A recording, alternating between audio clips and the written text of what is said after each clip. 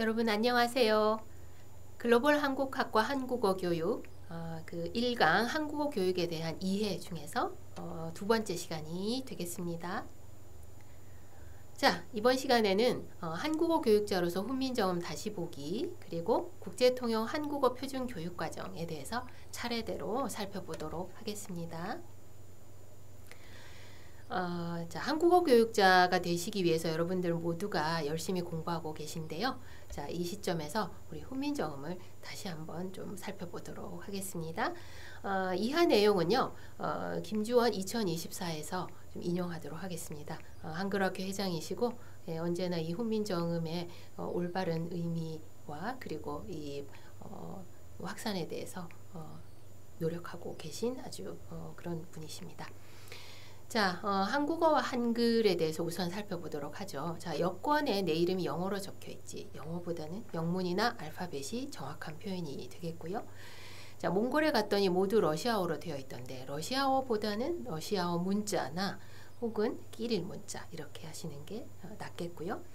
자, 그다음 한글은 그 우수성으로 인하여 세계 기록유산으로 등재되었다. 예, 한글이 아니라 훈민정음 해례본이 되겠죠. 그리고 한글이 AI 시대 세계인의 언어가 되도록 지원하겠습니다. 언어보다는 문자 혹은 문자 체계 이렇게 표현하는 것이 맞습니다. 그래서 흔히 우리가 말과 글에 대해서 좀 혼동하는 그런 경우들이 되겠습니다.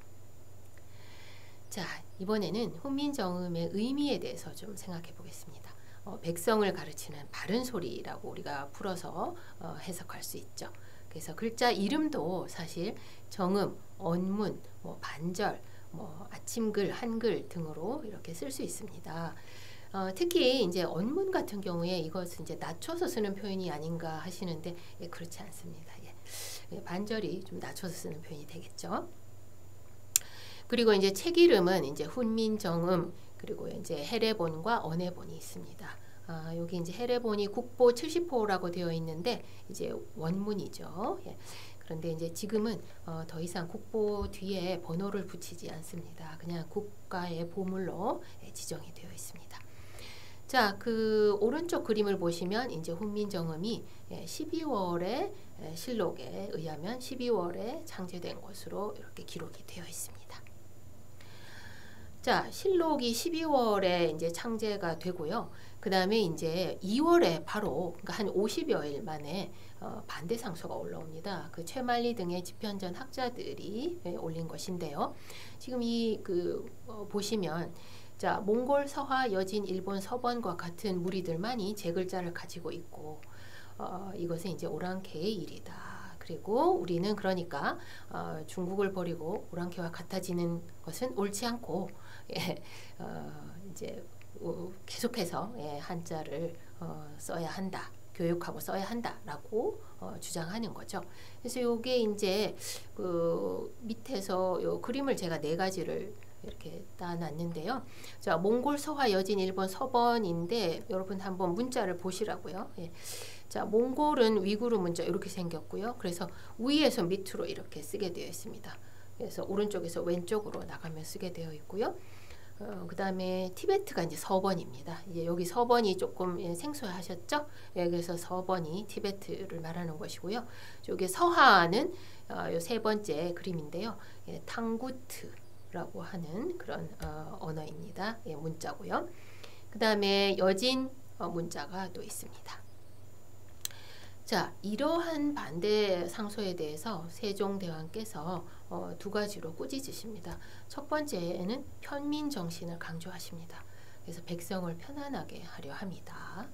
자, 그 다음에 두 번째는 삼강 행실을 번역해서 민간에 반포한다면 그 당시에 있었던 이제 살부 사건 이런 것들이 없어져서 모든 백성이 정말 충신 효자 연려가 되지 않을 것인가 이렇게 꾸짖게 되십니다. 자, 그러면 우리가 이제 창제의 목적을 세 가지로 정리해 볼 수 있겠습니다.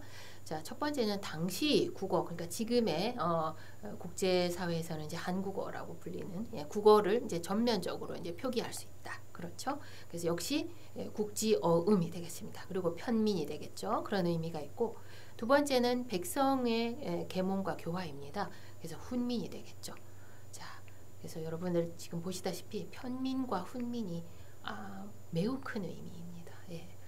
자, 그 다음에 세 번째는 당시에 그 흔히 쓰여지던 그 한자음을 정리한다든지 외국어를 표기하는데 굉장히 편리한 체계가 됐던 거죠. 그래서 정음 혹은 이제 그 음소를 그 소리대로 표기하는 그 음소 문자로서의 역할을 하게 된 것입니다. 자, 이제 책에 대해서 좀 살펴보겠습니다. 훈민정음 책이 이제 두 종류인데요. 자, 왼쪽, 오른쪽 이렇게 보시면 위에 자, 해례본과 언해본으로 볼 수 있습니다. 그래서 해례본은 원본이에요. 한문으로 되어 있습니다. 그다음에 오른쪽은 이제 번역본인데요. 이제 특히 이제 월인석보의 제일 앞부분이 이제 이 훈민정음 언해본이 실려 있습니다. 예. 자, 그러면 이 훈민정음 책으로서의 훈민정음의 세계 문화사적, 인류 문화사적의 위치를 한번 보시면 여러분 아시는 바와 같이 1997년에 유네스코 세계기록유산에 등재됩니다. 유네스코 세계기록유산이라는 것은 하나의 민족 문화를 뛰어넘는 아주 훌륭한 그런 사회 문화적인 혹은 정신적인 가치를 갖는 그런 자료들이 지정이 되는 것이죠. 현재 이제 한국의 자료로는 모두 18개 종류가 등재되어 있습니다. 좀 많죠. 예. 이게 뭐 아시아에서는 한 뭐 4, 5위 정도 된다고 합니다. 세계에서요. 예. 아시아에서는 가장 많다고 합니다. 예. 한국의 공무원분들이 모두 굉장히 성실하셔서 그러신 것 같습니다. 자, 이 왼쪽 자료는요, 제가 그냥 좀 참고로 올려놨는데요. 유네스코라고 유엔에서의 그런 교육, 문화, 과학 분과입니다. 예, 그래서 많은 정말 뜻깊은 일을 하고 있는데요. 특히나 이제 평화로운 지구 공동체 구축을 위해서 여러 가지로 사업을 하고 있습니다. 거기 이제 오른쪽에 조그만 그 사진과 글이 있잖아요. 그게 이제 저인데요. 예, 유네스코 교육분과에서 하는 굉장히 중요한 일 중에 하나가 자국의 언어, 그러니까 자국민의 언어를 정말 안전하게 후세에 계승하는 그런 역할, 또 널리 알리는 그런 역할, 교육을 하는 그런 분들께 드리는 큰 상이 있습니다. 세종대왕 문해상이라고 있습니다. 예, 국제문해상인데요. 제가 거기 심사위원을 지금 역임하고 있습니다. 예. 자, 그러면 이제 훈민정음에 대해서 좀 차례로 살펴보겠습니다. 자, 우선 해례본을 보시면 이제 말 그대로 5해 1예해서 이제 해례본이라고 하고요. 5해는 제자해, 초성, 중성, 종성 그리고 합자해 이렇게 하나하나를 이렇게 본 다음에 합자해까지 제시해 놓았습니다. 그리고 이제 용자례는 이제 그것이 이제 쓰임에 대해서 좀 설명한 그런 책이 되겠습니다. 1446년에 이제 출판된 것이고요. 그러나 1940년대에 출연하게 됩니다. 예. 뭐 지금 요 밑에서 잠깐 설명하겠지만요. 그리고 62년도에 국보 70호 지정인데 요게 이제 말씀드린 대로 70호는 없어지고 남대문 소실 이후로 그 다음에 1997년에 세계기록유산에 등재됩니다. 자, 여러분 지금 밑에 사진을 보시면요. 훈민정음 해례본 상주본을 지금 비교를 해놨습니다. 그래서 왼쪽은 이제 해례본인데 이제 그 해례본 그 다음에 상주본이 있고요.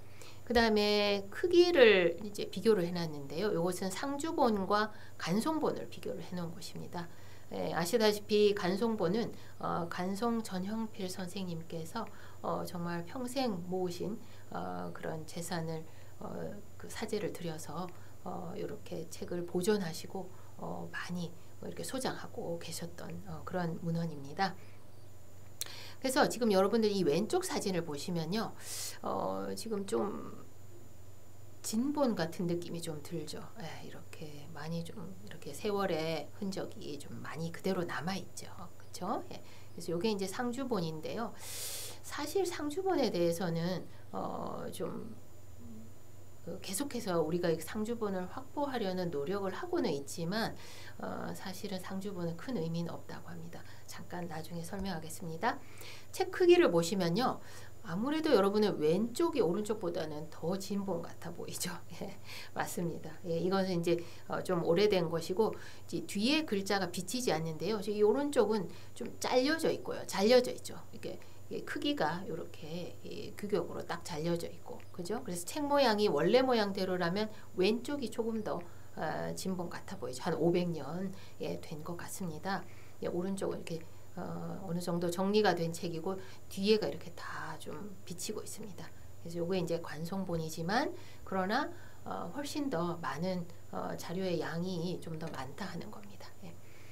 그래서 세종 임금이 이제 서문과 예의를 집필하셨고요. 이게 모두 4쪽으로 되어 있습니다. 그다음에 집현전 신하들이 이제 해례를 이제 5쪽부터 30쪽까지 이렇게 쭉 용자례 제자해부터 용자례까지 쭉 좀 저수를 했고요. 그다음에 정인지 서문이 그 뒤를 잇고 있습니다.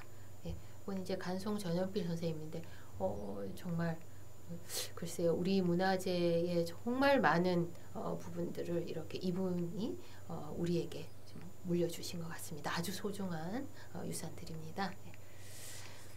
자, 지금 뭐 그 대구 간송박물관에서도 그 전시를 하고 있고 또 이제 서울의 또 국립한글박물관에서도 하니까 여러분들 좀 보시기 바랍니다. 계속 지금 순회 전시를 하고 있습니다. 자, 글로서 이제 훈민정음을 이제 우리가 한글이라고 하지 않습니까? 그죠? 예. 그러면 이제 한글의 문화사적 위치를 좀 보겠습니다. 자, 이거는 뭐 백성을 위한 글자라는 의미가 굉장히 중요하고요. 그 다음에 세계 최초로 창제된 글자입니다. 이제 만들어진 글자입니다. 그죠? 자, 그 말은 세계에서 정말 유일하게 그 만든 분과 그 다음에 그 만들어진 원리를 알 수 있는 글자가 되겠습니다. 사실 창제된 글자가 좀 없죠. 많지 않죠. 그죠? 예, 많지 않습니다. 그래서 세계의 모든 글자는 사실은 그 이전에 형성되었던 몇 가지 문자에서부터 이제 따온 경우가 굉장히 많죠. 그래서 한자 같은 경우 또 거란, 여진, 가나 문자가 다 따서 쓰고 있었고요. 또 이집트 성강 문자도 페니키아, 라틴, 힌디, 티벳, 파스파 문자 등입니다. 그다음에 서령 문자 같은 경우에도 아카디아, 히타이트 문자 뭐 이런 식으로 다 쓰여지고 있었죠. 자, 여기는 이제 페니키아 문자인데요. 저 여기에 뭐 이렇게 형상을 보여주고 있죠. 그래서 뭐 눈이라든지, 그쵸? 예, 동그라미 눈이라든지, 뭐 이렇게 소의 뿌리라든지 제일 앞에, 그쵸? 예, 제일 위에. 자, 요게 이제 팍파 문자라고 하는 파스파 문자인데요.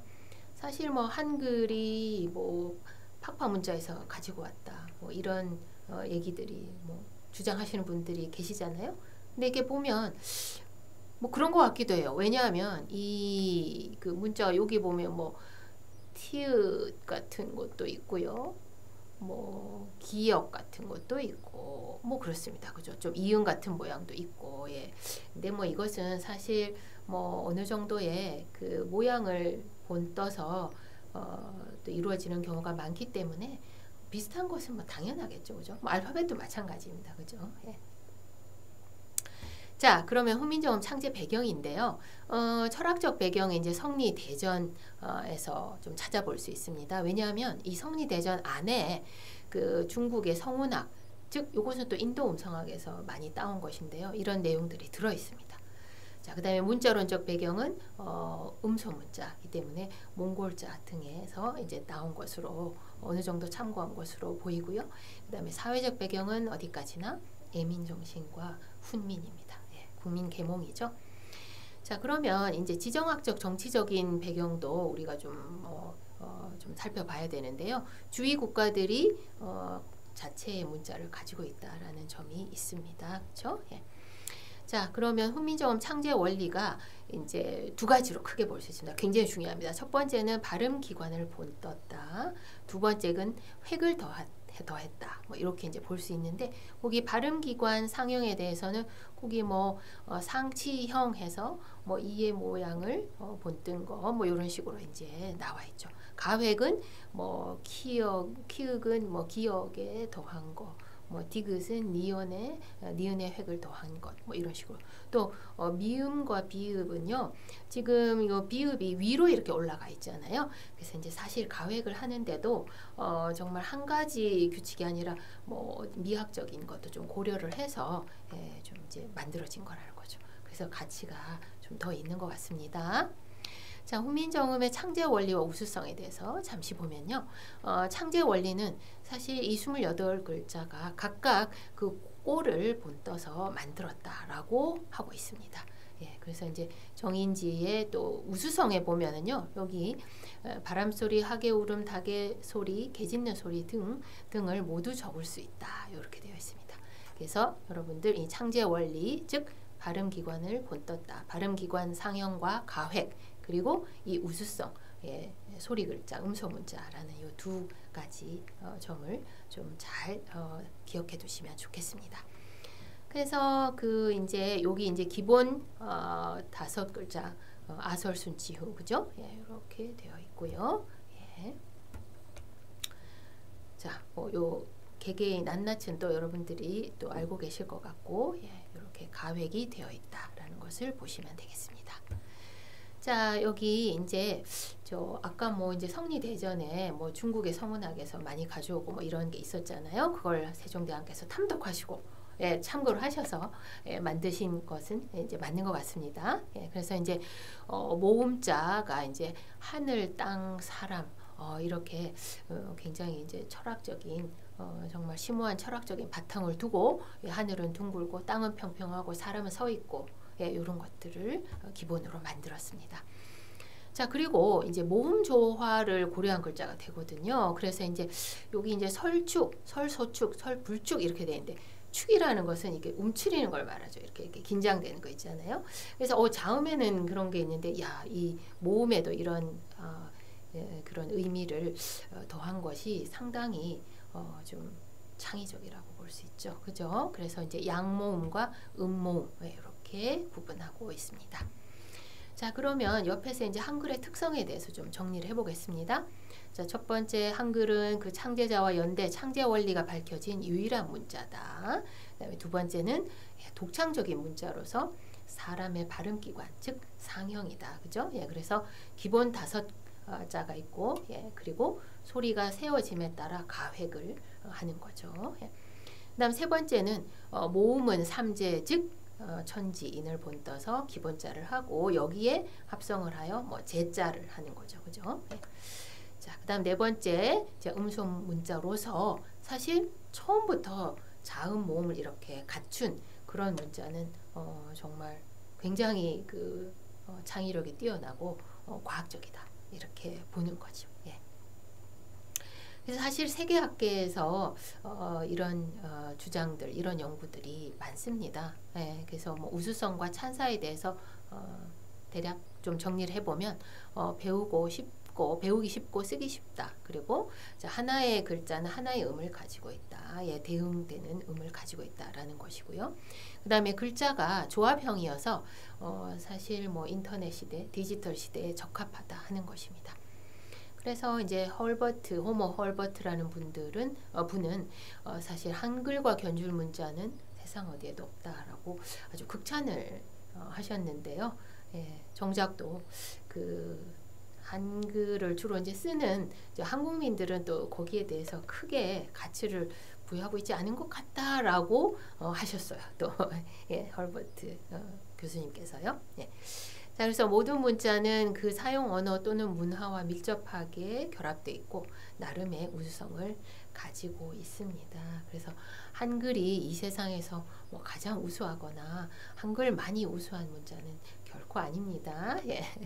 그래서 이게 잘못하면 국수주의로 흐를 수 있습니다. 그래서 모든 언어와 문자는 그 나름의 아주 귀한 가치를 가지고 있습니다. 자, 이제 로버트 람시라는 메릴랜드 대학교에 계신 교수님께서 21세기 한글이라는 논문을 스크립타라는 학술지에 기고를 하십니다. 그래서 이제 매우 훌륭하다, 그렇죠? 그래서 특히 세종의 이런 그 편민, 훈민 이런 정신을 상당히 높이 평가하고 있습니다. 자, 한글이 정보의 완전한 소통으로 일어난 것들이라는 제목으로 사실 이제 뭐 이렇게 동아일보에서 이렇게 기고가 됐는데요. 한글학회 김주호 회장님께서 이제 인터뷰를 하시고 발표가 된 건데요. 이게 이제 모든 사람들이 소통할 수 있게끔 만든 그런 상당히 우수한 체계다라는 점이죠. 예, 그래서 뭐 이런 정보의 완전한 소통이 어쩌면 지금의 한국을 있게 한 것이 아닌가라는 그런 얘기를 하고 있습니다. 자, 그런데 우리가 또 생각해야 될 것이 하나 있어요. 자, 한글 기반의 외국어 표기인데요. 사실 이제 후민정음 창제에서도 굉장히 중요한 목적 중에 하나였잖아요. 예, 외래어의 한글 표기 뭐 이런 건데요. 세계에서 사용되는 문자는 사실 뭐 많지 않습니다. 그 중에서 이제 언어는 많죠. 근데 이제 그 언어 중에서 1602개의 언어를 이제 하나가 표기를 하고 있습니다. 그 하나가 뭐냐면 여러분 예상하시겠지만 알파벳입니다. 로마자인데요. 그 세계에서 사용되는 음성 문자가 10개 안팎인데 그 중에 한글이 들어가 있는 거죠. 그런데 사실 로마자, 즉 이제 라틴 문자가 1602개의 언어를 표기하고 있습니다. 예, 그런데 한글은요. 한국어만 표기하고 있습니다. 그래서 사실 이제 문자가 이제 우수하다 뭐 이런 것들을 우리가 보다 더 좀 이렇게 실용적이고 이걸 좀 이렇게 모든 사람들이 누리게 하기 위해서는 한글을 가지고 좀 많은 언어를 표기하는 그런 기회가 되면 좋겠다 그런 생각을 해봅니다. 물론 뭐 그런 경우도 뭐 인도네시아 찌아찌아 쪽에서 있었고요. 자, 그러면 한글이 앞으로 이제 어떤 쪽으로 이제 더욱더 발전해 갈 것이냐. 예. 이제 더욱 편리한 글자 생활을 우리에게 가져다 주겠죠. 예. 그리고 한글을 나눔으로써 인류 언어 문화의 다양성을 유지하고요. 그다음에 사실 세계의 그 적지 않은 언어들이 절멸 위기에 있습니다. 유네스코가 발표한 절멸 위기의 언어, 즉 endangered languages. 이것들을 생명력을 주는데 한글이 기여할 수가 있습니다. 그렇죠? 예. 그러니까 빨리 표기를 해서 그것들이 조금 더 보존이 돼서 후세에 또 이어질 수 있도록 그렇게 한글이 분명히 역할을 할 수 있을 것 같습니다. 그렇죠? 그래서 사라질 위기에 처한 언어를 이제 잠시 보시면 글자가 없는 경우가 많겠죠. 그 다음에 이 언어를 표기할 수 있는 글자가 좀 필요하겠고요. 그래서 한글이나 로마자 등의 알파벳 글자들이 그 역할을 할 수 있습니다. 자, 그 다음에는 이제 한류가 뭐 지금 그 유사 이래로 상당히 세계적으로 큰 뭐 인기와 열풍을 얻고 있는데요. 그래서 한글에 대한 세계인의 관심을 꾸준히 좀 넓혀 나가는 것도 좀 중요하다고 생각합니다. 자, 다음. 지금 이제 외국어를 한글 표기할 때 문제점인데요. 사실 외래어를 표기할 때와 외국어를 표기할 때 좀 구분할 필요는 있습니다. 그래서 외래어는 지금 24글자만으로 표기가 가능하지만 외국어는 충분히 훈민정음에 원래 있었던 4개를 다 활용하는 것도 굉장히 좋은 방법이 될 수 있습니다. 예. 그래서 한국어를 위해서는 사실 영어나 중국어를 처음 배울 때 우리의 한국어 교육에서도 이제 좀 활용을 해야겠지만 학습용으로도 도움을 좀 줄 수가 있겠습니다. 그래서 뭐 W 소리 같은 거는 뭐 미음과 이응 뭐 이런 식으로 표기를 하면 훨씬 더 좀 이해가 빠를 것도 같습니다. 왜냐하면 그 표현할 수 있는 소리가 없는 경우들이 있기 때문에 28개 나자를 쓰는 것이 좋지 않을까 그런 생각을 여러 학자분들께서 하고 계십니다. 지금. 예. 자, 그 다음에는 이제 뭐 한글에 대해서 나왔으니까 한글학회에 대해서 뭐 잠시만 소개를 하겠습니다. 예, 1908년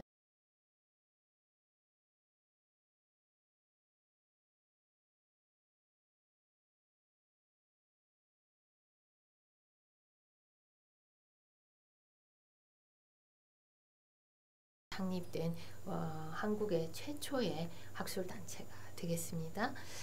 그리고 1926년에 지금의 한글날입니다. 그래서 각야날이 정해졌고요. 뭐 오랜 시간 동안 사실 뭐 공휴일이 됐다가 말았다가 뭐 이랬는데요. 예, 지금은 공휴일이 되어 있습니다. 예, 그래서 사실 그 나라 문자를 기념하는 날이 공휴일인 곳은 국가는 없다고 보셔도 됩니다. 뭐 하나가 비슷하게 있지만 그거는 뭐 전반적인 걸 기념한다고 합니다. 건국이나 뭐 언어나 뭐 문자나 뭐 이런 것. 자, 그다음에 1931년에 한글 해서 역시 한국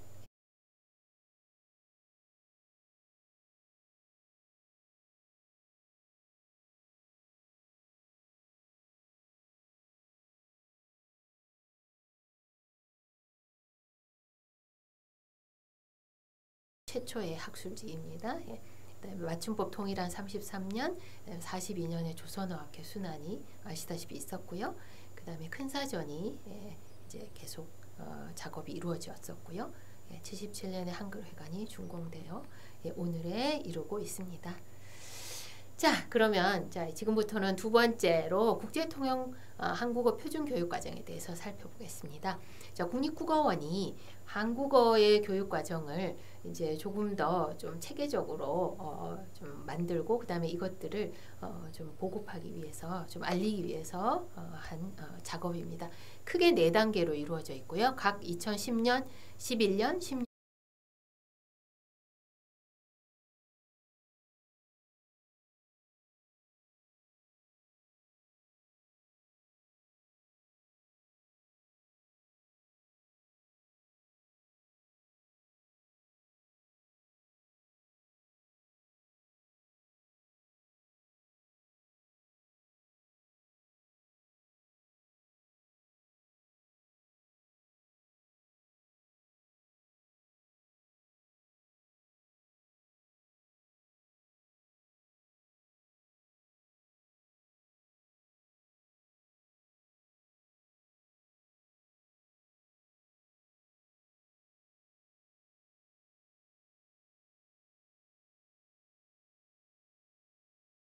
17년에 걸쳐서 연구가 이루어졌습니다. 자, 1, 2단계에서는요. 국제적으로 통용될 수 있는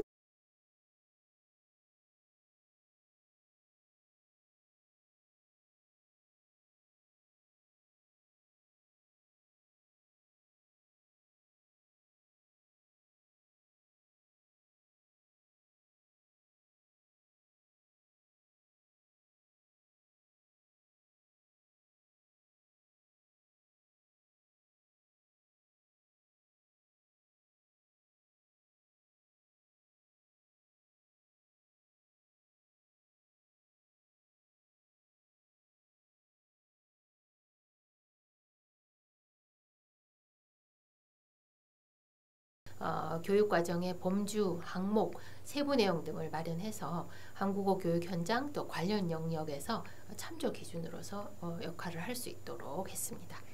그 다음에 3단계는 표준교육과정을 국제통용 한국어 교육 표준 모형 개발 연구를 통해서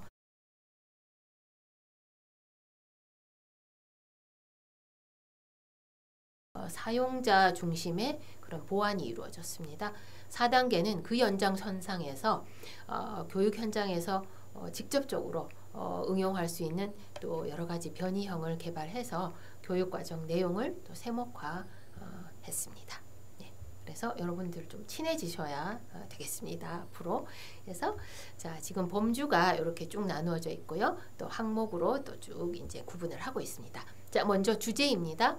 17개 범주에서 85개 항목을 제시하고 있습니다. 뭐 주제는 많겠죠. 뭐 자기소개, 뭐 날씨, 뭐 음식 뭐 많습니다.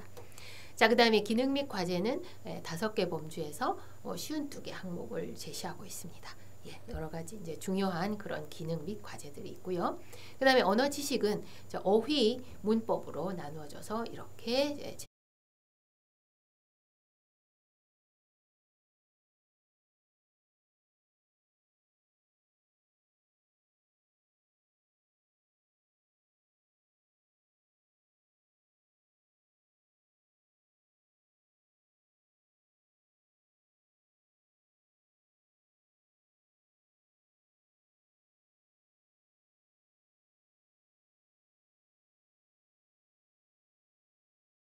하고 있습니다. 그다음에 발음도 5개 범주에 72개를 제시하고 있고요. 자, 언어 기술도 이렇게 4가지 기술에서 등급별로 항목과 내용을 제시하고 있습니다. 또 텍스트도 4개 범주 144개, 그 다음에 문화도 4개 범주에서 77개, 평가도 등급별로 항목이나 내용을 제시하고 있습니다.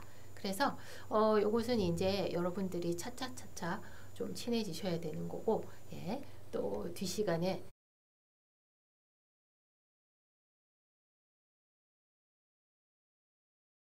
계속해서 좀 살펴볼 기회가 있을 겁니다. 예.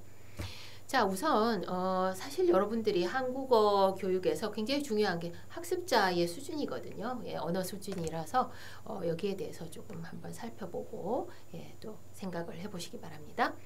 자, 초급인데요. 이제 1급입니다. 자, 정형화된 표현을 이용해서 일상생활에서 매우 간단한 의사소통 등을 할 수 있고, 기초적 어휘와 간단한 문장, 그리고 기본적인 한국의 일상생활 문화를 이해하고 자국의 문화와 비교할 수 있다. 예, 이게 이제 1급입니다. 그죠? 자, 여러분 1급이라는 것이 이제 이해가 되시죠? 예, 뭐 안녕하세요. 저는 어느 나라 사람입니다. 이렇게 하는 거. 자, 그래서 요거는 1급의 세부적인 내용이 되겠습니다. 뭐 앞서서 제가 소개해 드린 것과, 예, 그것을 이제 조금 풀어 놓은 것인데요. 자, 이거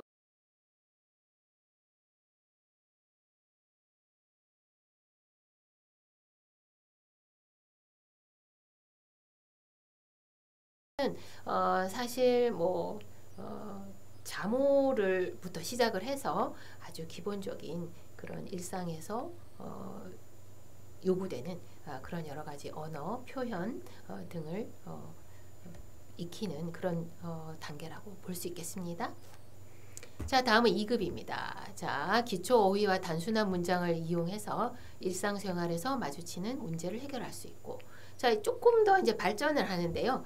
자, 개인적 구체적 주제에 대해서 간단하게 소통할 수 있다. 그죠? 예, 요거에 이제 새로운 것입니다.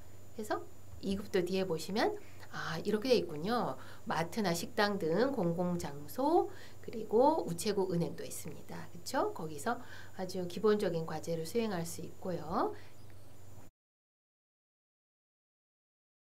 예, 그 다음에 점점 이제 발음도 조금씩 이제 음운 변화를 이해하기 시작해서, 예, 발음이 비교적 정확해진다라는 그런 단계라는 거죠. 예.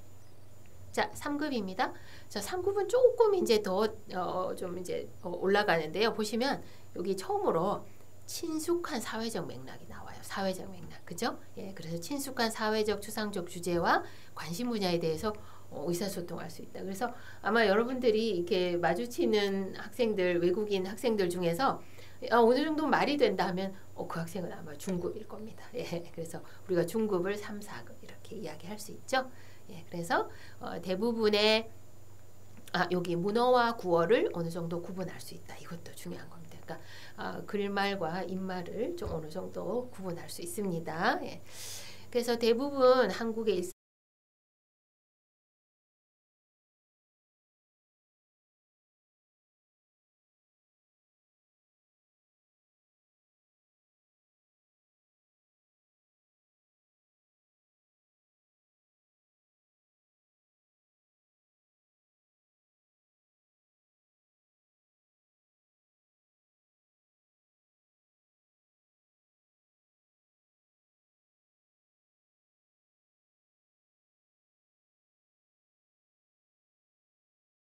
문화와 대표 행동 성취 문화를 이해할 수 있어요. 네. 자, 그래서 여기 보시면 뭐 이렇게 직업이나 사랑, 결혼 뭐 이런 친숙한 사회적 주제, 소재에 대해서 얘기할 수 있고요. 자, 그 다음에는 뭐 여기에 보시면 세 번째 보시면 빈도수가 높은 관용어를 이해할 수 있다라고도 되어 있어요. 그렇죠? 자, 그 다음에 단어 경계를 넘어선 단위에서 음운변 규칙을 스스로 적용할 수 있다. 그렇죠? 예. 그 다음에 한국어의 전통 문화를 이해하고 좀 이렇게 특수 상황에서 나타나는 문화적인 특징, 그러니까 나이나 성, 여성, 남성, 지위 이런 것들을 조금씩 이해할 수 있게 됩니다. 4급인데요. 사실 4급을 마치면 이제 한국 대학에 입학할 수 있는 수준이 되거든요. 예, 그래서 4급은 보시면 보시다시피 자신의 직업과 관련된 기본적인 업무를 처리할 수 있고, 그렇죠?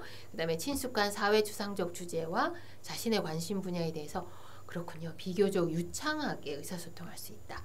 그리고 문어와 구어 구분은 물론이고 격식과 비격식을 구분할 수 있다라는 겁니다. 안녕하세요, 안녕하십니까를 잘 구분할 수 있다는 거죠. 예.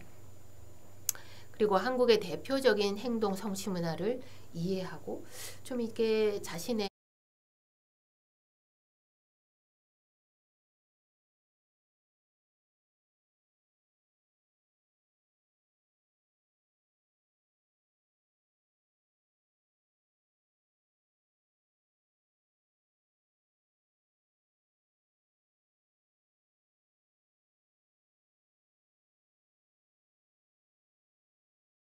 행동이나 뭐 태도를 결정짓는 데 참고가 될 수 있다는 겁니다. 좀 이거는 중요한 거고요. 그래서 우리가 학업이나 취업을 무난히 수행할 수 있다라고 보는 거죠. 자, 그 다음에 4급입니다. 역시 요거 이제 풀어놓은 건데요. 여기 보시면 좀 이렇게 조금 중요한 게요. 자, 기본적인 사회적 관계에서 필요한 과제 해결이 되고요. 자, 업무나 공적인 관계에서 어느 정도 과제 수행이 됩니다. 예, 그 다음에 뭐 빈도수가 높은 관용어, 사자성어, 속담 등도 할 수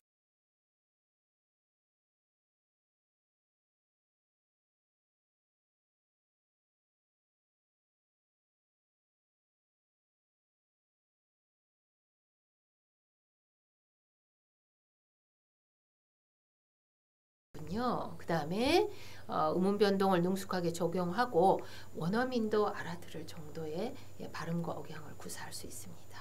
그 다음에 공적이고 격식적인 한국 문화를 이해하고 대중문화도 이제 즐길 수 있다. 즉 누릴 수 있는 그런 수준에 도달하는 겁니다.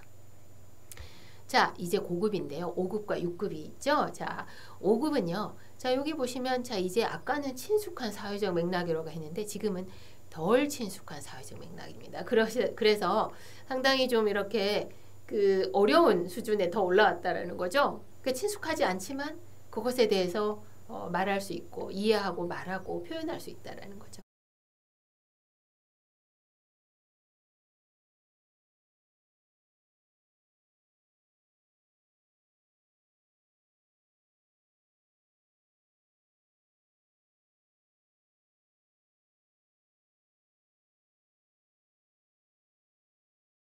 예. 그래서 자신의 업무와 관련된 기본 의사소통 기능 할 수 있고 그 다음에 친숙하지 않은 그런 주제에 대해서도 소통이 가능하다는 겁니다. 그렇죠? 그 다음에 공식적인 맥락에서 격식을 갖추어 소통할 수 있고요. 그리고 한국의 여러 관념 문화를 이해할 수 있습니다. 그래서 한국인의 뭐 가치 체계라든지 한국인의 정신 문화 뭐 이런 것들도 어느 정도 좀 이해하고 또 음미하고 또 그것을 통해서 소통을 할 수 있다라는 거죠. 그래서 문화의 다양성과 특수성을 이해하는 수준입니다. 자, 여기에 보시면 뭐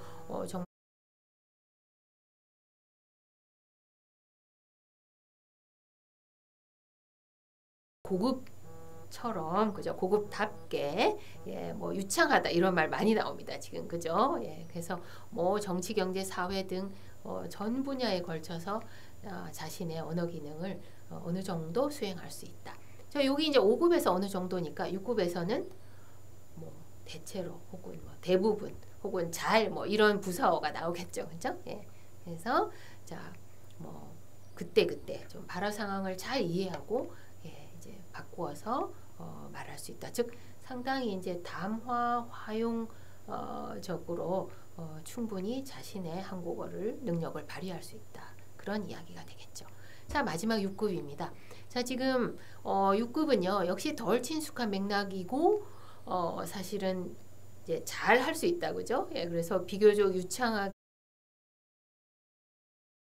그다음에 한국인이 즐겨 사용하는 담화 텍스트 구조를 적절하게 이용할 수 있고 그다음에 뭐 이런 문화적인 수준 상당히 그 문화의 수준이 좀 깊고 좀 심오한 그런 수준까지 도달을 해서 역시 문화 다양성과 특수성에 대한 이해를 상당히 높다라는 겁니다.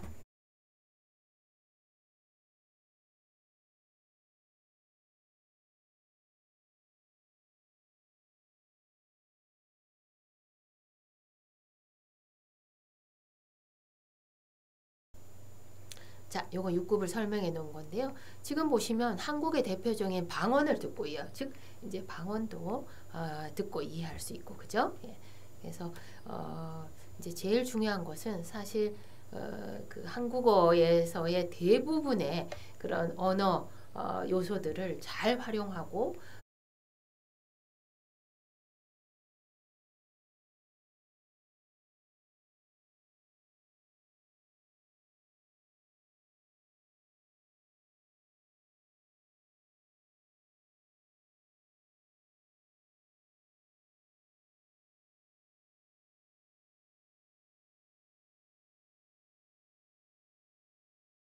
또 상황과 맥락에 따라서 적절히 사용할 수 있다라는 거죠. 그죠? 이것은 최고 수준이 되겠습니다. 그죠?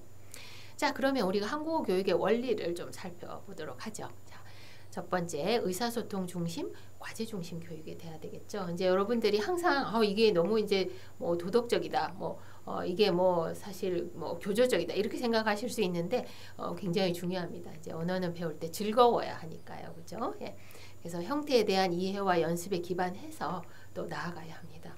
그래서 너무 이제 의미 중만 되면은 형태가 상당히 이제 좀 깨어질 수 있기 때문에 뭐 이런 것들을 좀 충분히 감안해서 항상 좀 여러분들이 뭐 문법 뭐 이렇게 하면은 사실 대부분의 학습자들이 좀 이제 좀 조심스럽고 좀 이제 그런 반응을 보이기 마련인데 그럼에도 불구하고 형태 기반으로 이루어져야 된다. 이렇게 이해하시면 되겠습니다. 그 다음에 이제 과정 중심이에요. 뭐 어떤 과정을 통해서 학습자가 이제 그 학습 과정이 충분히 학습자에게 맞게 이렇게 잘 이루어져야 된다는 거죠. 자, 그 다음에 이 듣기, 말하기, 읽기, 쓰기 기술 4가지 중요한 기술인데요. 이런 것들을 낱낱을 따로 하는 것이 아니라 통합해서 그죠? 뭐 듣고 말하기라든지 뭐 읽고 쓰기라든지 이런 식으로 여러 가지를 통합해서 교육을 해야 한다. 자, 그 다음에 문장 단위를 넘어서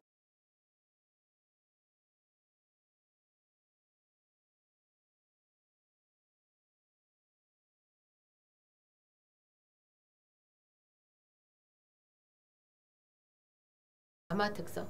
그러니까 문장만 정확하게 문법적이어야 되는 것이 아니라 문법과 그 다음에 의미와 그 다음에 상황 이런 맥락들이 모두가 잘 어우러져서 그런 한국어의 담화를 잘 구성할 수 있도록 그렇게 교육을 해야 한다라는 것입니다. 자, 그 다음에 학습자 중심이 돼야겠죠. 그죠? 예. 교사 중심이 아니라 학습자의 입장에서 어떤 과정들이 차례대로 이루어져야 하는가 이런 것들을 잘 생각을 하셔야 되겠죠. 그 다음에는 이제 유의적 교육입니다. 자, 이게 좀 의미가 있어야 되거든요. 그러니까 이제 활동을 하더라도 어떤 액티비티나 태스크를 수행하더라도 이게 얼마만큼의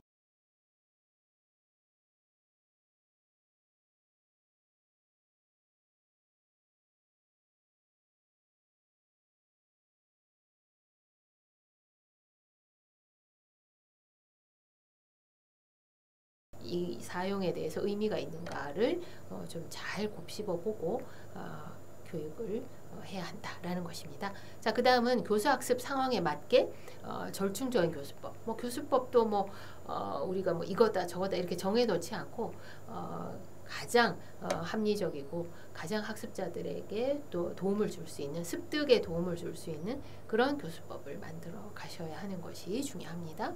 그 다음에 한국 문화와 한국인들의 보편적인 사고를 즉 문화를 그 언어에다가 담는 역할을 하셔야 된다는 거죠. 자, 그 다음에는 학습자의 개별 전략. 뭐 어떻게 하면 내가 한국어를 잘할 수 있을까? 한국어를 공부할 때 학습 어떤 것들이 좋을까? 뭐 이런데 좀 관심을 가져주시면 좋겠습니다. 자, 이상 마치고요. 또 여러분들 또 언제나 의문사항은 여러 가지 또 경로를 통해서 주십시오. 이메일이나 푸시나 뭐 이캠퍼스나 다 좋습니다. 감사합니다.